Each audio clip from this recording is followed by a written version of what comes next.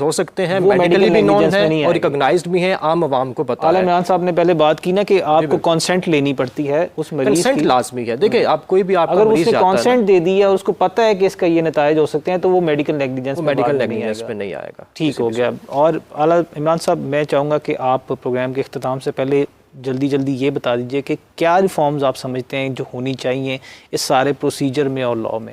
سب سے پہلے تو یہ کہ ہمارا جو فیڈرل اور پروونشل لاء ہے وہ کوہرنٹ نہیں ہے۔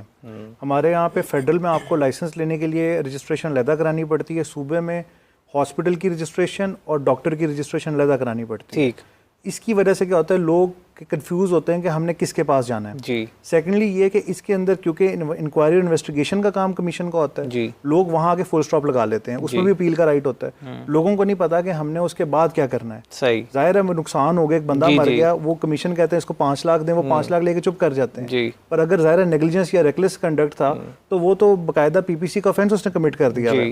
تو اس طریقے سے ہمارا لاء جو ہے ہمارے ملک میں جو یہ سسٹم ہے اس کو میں کہتا ہوں کہ we are over legislated and poorly enforced country. بالکل، تو وہاں پہ کوہرنسی ان لاء بہت ضروری ہے۔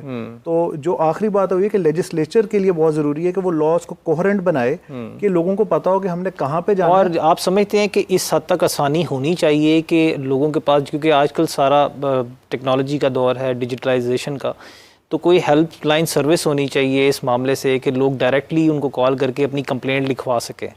یہ تو ہیلتھ کیئر کمیشن کی حد تک ہو سکتا ہے۔ اکثر لوگ کیا کرتے ہیں کہ وہ آن لائن میڈیکل اسسٹنس کے لیے وہ سینٹرز بنا دیتے ہیں کہ جی آپ فون کریں، آپ کو ڈاکٹر اویلیبل ہے۔ حالانکہ ڈاکٹر فون پہ سمٹمس کو اسیس نہیں کر سکتا۔ آپ کسی کی آنکھ دیکھے بغیر اس کو آنکھ کی دوائی نہیں دے سکتے۔ جی بالکل۔ اس کی وجہ سے مسئلہ تو یہ کہ یہاں پہ نیگلیجنس ہو تو پھر کون ذمہ دار ہے؟ جی بالکل۔ ہمارے یہاں پہ جو نظام ہے اس کے اندر ان چیزوں کے لیے بھی ہم نے کھلا چھوڑا ہوا انہیں۔ آپ اس میں اس کو نیگلیجنٹ نہیں کہہ سکتے، وہ کہے گا جی میں نے تو اس میں ڈسکلیمر دیا ہوا ہے، آپ کال کریں، میں آپ کو بتاؤں گا، اور اینڈ پہ کیا کہوں گا، جاؤ ڈاکٹر کو دکھا لو کسی۔ صحیح۔ تو ظاہر ہے جب تک آپ پیشنٹ کو ان پرسن نہیں دیکھو گے آپ کیسے کر سکتے ہو؟ یہاں پہ لوگ on line session doctor conduct کر رہے ہوتے ہیں جو کہ آپ نہیں کر سکتے، دنیا بھر میں ایسے ہوتا ہے۔ ٹھیک، پر اس کے ساتھ لائبلٹی لگی ہوتی ہے، آپ ڈسکلیم نہیں کر سکتے، آپ یہ نہیں کہہ سکتے جی ہم کوئی ذمہ دار نہیں ہوں گے۔ جی، اور یہاں کے لاء میں کور ہی نہیں ہوتا وہ۔ جی جی بالکل۔ اس قسم کے ہمارے جو ایشوز ہیں نا ریفارمز کے، وہ بہت زیادہ ہیں، اور میں امید کرتا ہوں کہ ایونچولی فیوچر میں ایسا کچھ بہتر۔ آپ سب مہمانوں کا بہت شکریہ پروگرام میں جوائن کرنے کے لیے۔ ناظرین، آج کے پروگرام میں ہم نے کوشش کی کہ آپ کو میڈیکل نیگلیجنس کے تمام پہلو اور قوانین پر اویئرنیس فراہم کی جائے۔ ڈاکٹر بے شک ایک مسیحا ہیں اور پوری دنیا میں ان کو مسیحا سمجھا جاتا ہے، اور یہ ہیں بھی کیونکہ وہی اللہ تعالیٰ کی ذات کے بعد ایک ایسی شخصیت دنیا میں ہے جو کہ شفا دیتی ہے۔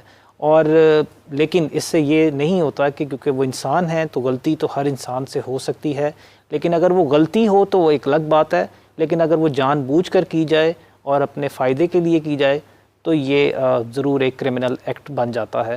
آج کے پروگرام میں اتنا ہی، انشاءاللہ پھر ملیں گے۔ اللہ حافظ۔